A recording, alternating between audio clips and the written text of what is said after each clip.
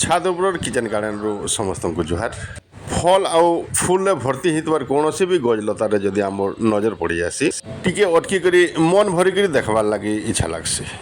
इंता प्रकार गज जगामा जेनथिरे हमको खरा दिन छाया मिलुथबा आरु जेन फल उत्पादन होतबा शरीर लगी गुणकारी होइतिबा।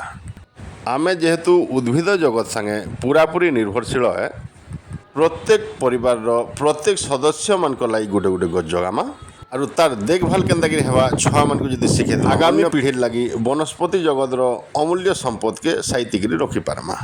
ऑर्गेनिक स्वादिया फल माने भी पाला छाई भी मिलला सबुदिन देवादेवी के पूजा करवा लगी फूल बेलपत्र निजर उत्पादन कलाटा कहला नितुलमा यदि पढ़र बारे चूरामा लाइट धरिकरी जे हेले भी गाली दबा गछर छाई तले बास करथबार बुला पशु पक्षी मानकर भी ध्यान देबार के पड़वा आरु समस्ते गोटे गोटे पानी टांकी घर बाहर रखमा।